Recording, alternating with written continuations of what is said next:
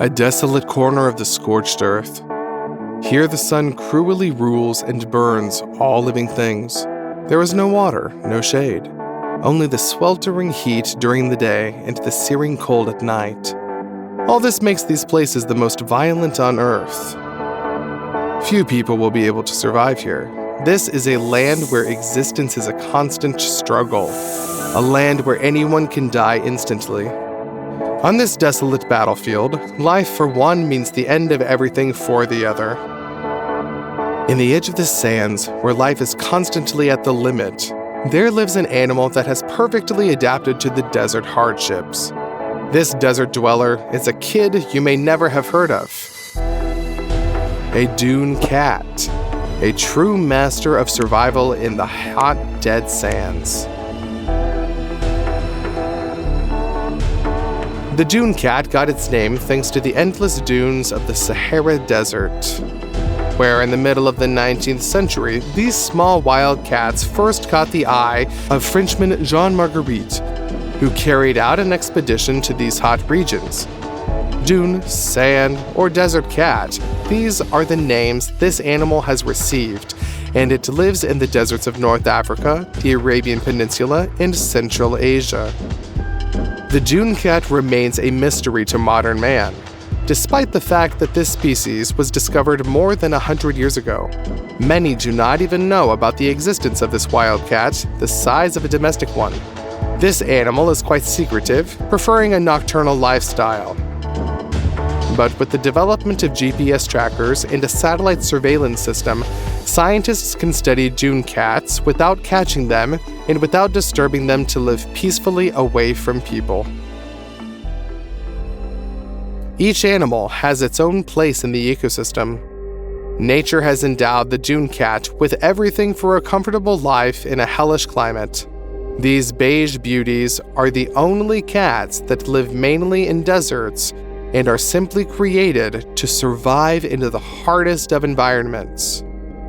Their disposition is peaceful compared to other wild cats, which are quite ferocious. A cute muzzle with splayed ears, fluffy sideburns on the head, a thick sandy-colored fur coat, outwardly they look like cute domestic cats. However, these cats are real ruthless predators, unusual inhabitants of hot and arid territories. They are not inferior to anyone they can handle. First of all, the tiny size of the predator attracts attention. By its size, the dune cat is one of the smallest in the entire feline family, and in size it is much inferior to other close species, including the domestic cat. Its height at the withers is only 25 to 30 centimeters, and the length of the body together with the tail does not exceed 90 centimeters. The largest male dune cat weighs up to 3.5 kilograms, and females are much lighter. The predator's head is large and wide. It seems even wider because of the thick sideburns, which smoothly turn into big, fluffy ears. The peculiarity of the shape of the head is a certain flatness. The ears of the sand cat are large, widely spaced, and pubescent inside with thick white fur which protects them from wind-blown sand. It may seem that the animal's ears are larger than its head, and the head itself is a little disproportionate for such a small, elegant body. Thanks to the unusual structure of the muzzle, such cats look cute and somewhat funny. The paws of the dune cat are short but powerful. A predator can stun its prey with one blow of its paw. Large and strong claws allow it to quickly dig out a burrow or small rodents living in burrows. The soles of the paws of dune cats are protected by a thick layer of thick and tough fur layer.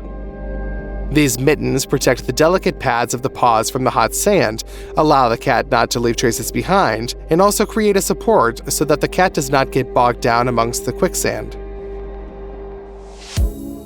Dune cats meow, growl, hiss, scream, purr, and reproduce a number of other sounds, in many ways similar to the sound of a domestic cat. The sharp hearing of dune cats helps them to detect prey that hides even underground. Very modest sizes allow cats to fit in small burrows, which the cat easily pulls out with its strong paws.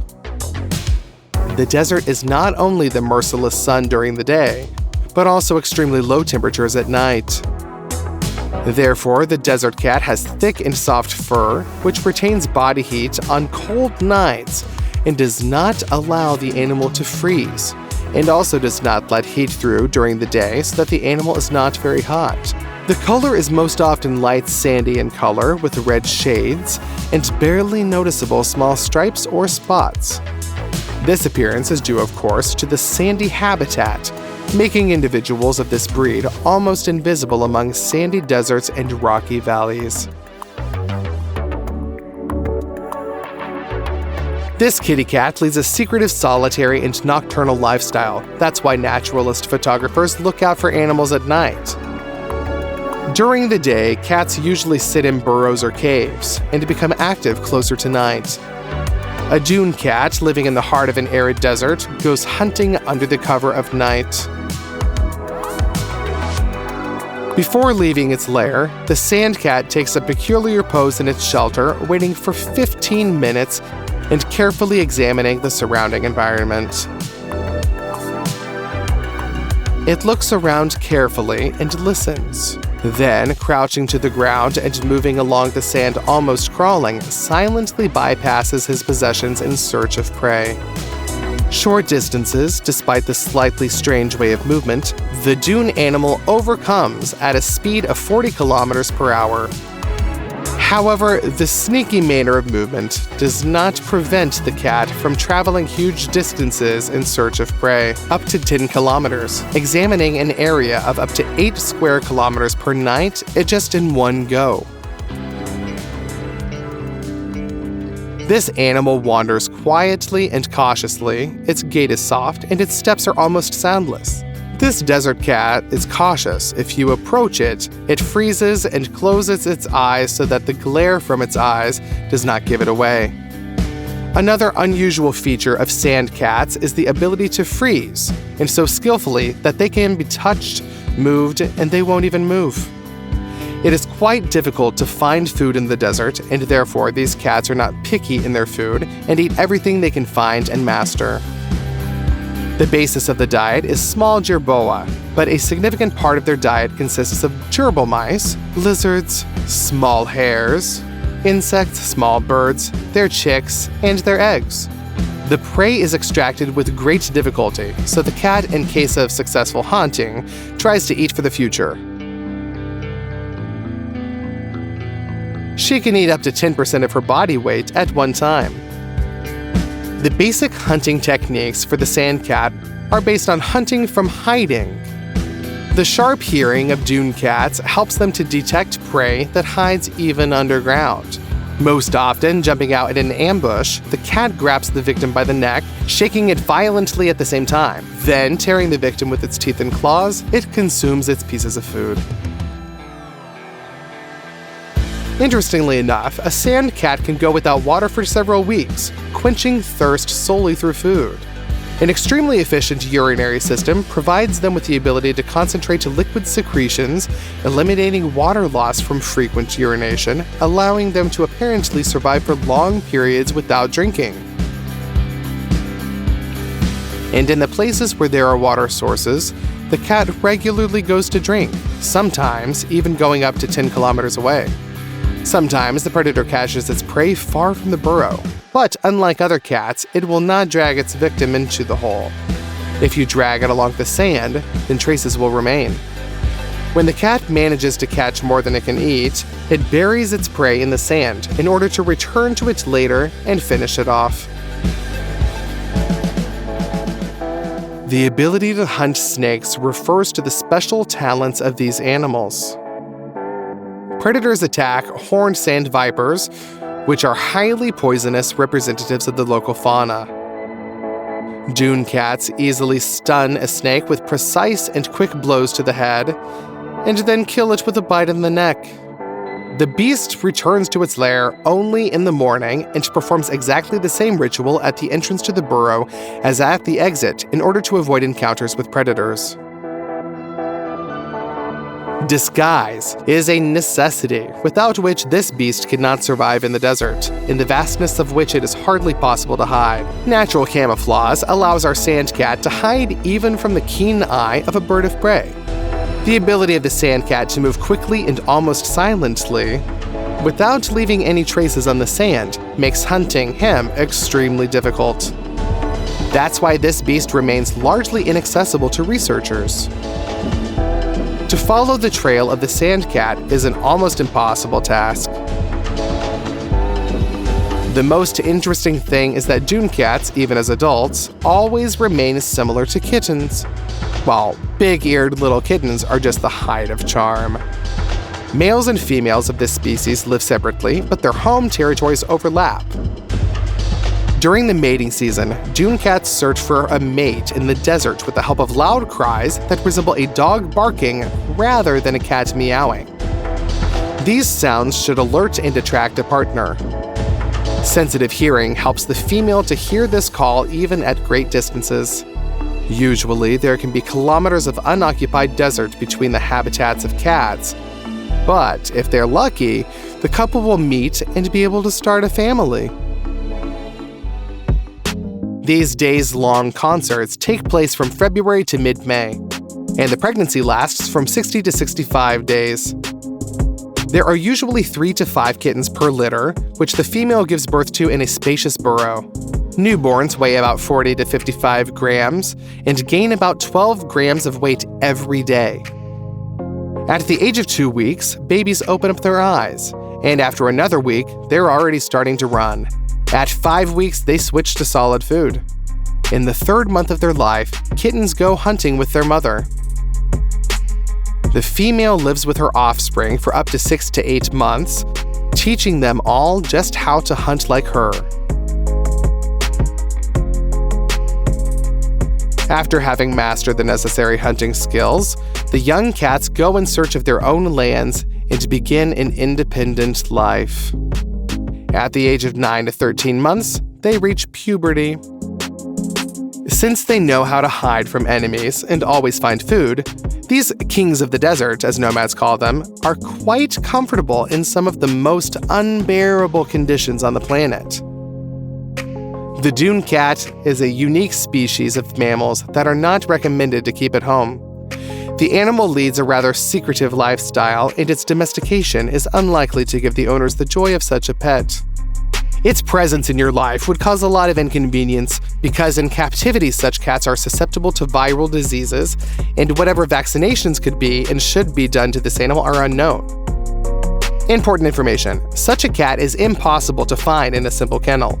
A wild animal like a dune cat rarely breeds in captivity. It must be said that in some countries, this animal is almost on the verge of complete extinction.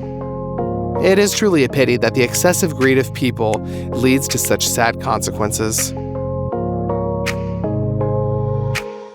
There was a snake in the world for which even legendary and unconfirmed giant pythons are like Pekingese against bulldogs. This is the largest and strongest snake in the history of the planet, Titanoboa. This hulk lived about 60 to 55 million years ago, and its habitat included the territory of modern Colombia, although it may have been much, much wider.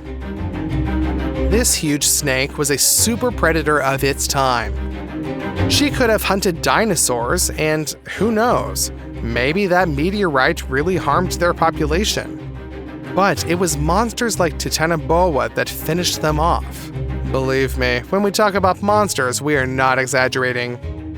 This reptile grew up to 50 feet in length, more than 15 meters, and could weigh about a ton. The Titanoboa is longer than a trucker's truck and more than twice as heavy as a polar bear.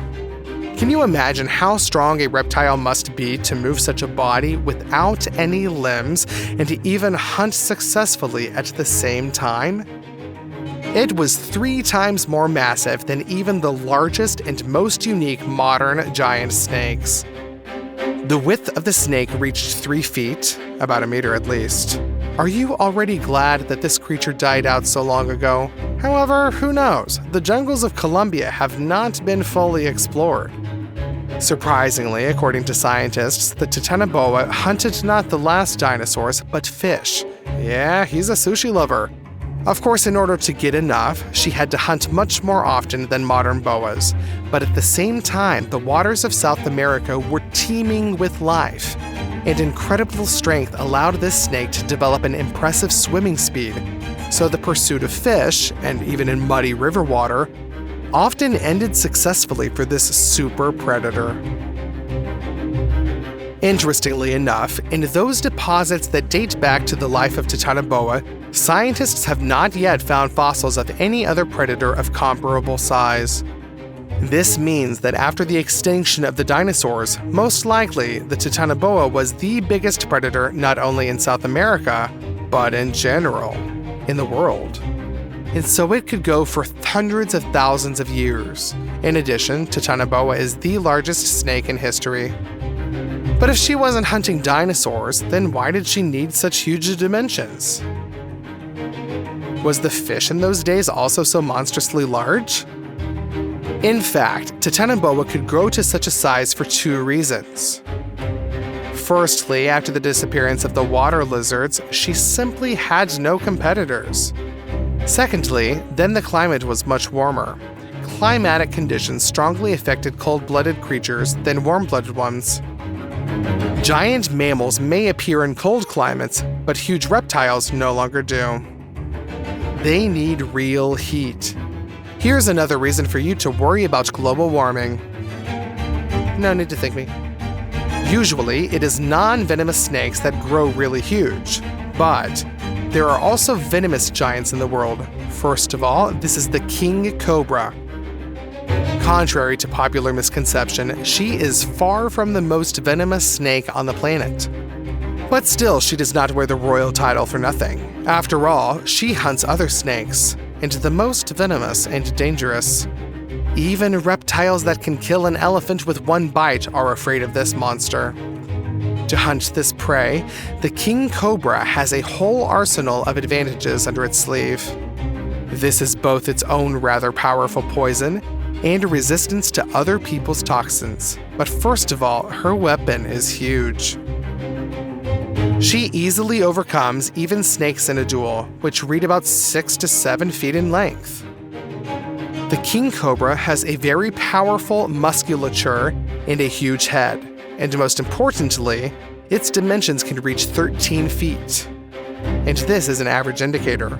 With a good enough diet, the king cobra can grow about 1.5 times more. There is evidence that a cobra can grow up to 19 to 20 feet, and this is the size of young pythons and boas. Occasionally there are videos with such huge cobras, but it is not possible to accurately measure and document their dimensions. After all, king cobras are caught only when they crawl too close to human habitation. Frightened neighbors who catch a reptile can still take it on video, but of course no one will measure such a monster. They will lift you up and carry you as far as possible into the jungle.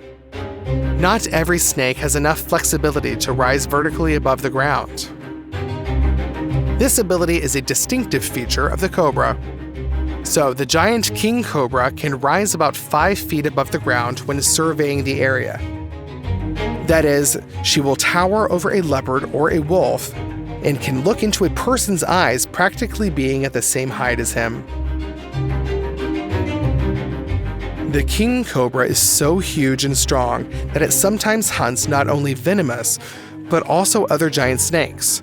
For example, she can grapple with the python if it is still young enough. Their duel looks epic. The python is used to forming strangling rings around its prey. The cobra uses its mass differently.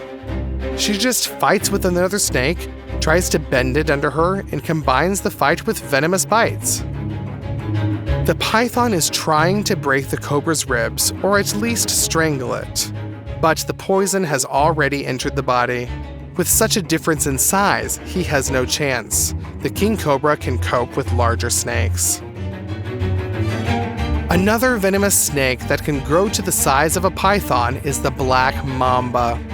The largest individual that has been recorded has grown to 14.5 feet, about 4.5 meters. But if the king cobra uses its size to fight the victim, then the black mamba acts much more frightening. This snake is one of the few snakes in the world that can actually chase its prey. And she needs a long body in order to develop a speed comparable to the speed of a running person. Yeah, the mamba will get tired a lot faster, but if you're leaning on burgers, then we have some bad news for you. The venom of the black mamba is fast, as is its bite. It spreads through the body very quickly, causing swelling, terrible burning pain, and sometimes tissue necrosis. It is a structurally complex poison that mainly acts as a neurotoxin and stops the breathing. If a snake bites your finger, then there are a couple of hours for the introduction of the serum. If it's in the face or chest, then only 30 minutes. Such a strong poison in large dimensions allow the black mamba not to be afraid of anyone except the honey badger and some predators that specialize in hunting poisonous snakes like the mongoose and the secretary bird. And even they have to make every effort not to turn into lunch themselves. Which giant snake struck you the most today? Let us know in the comments, and don't forget to subscribe. It's very interesting to be with us.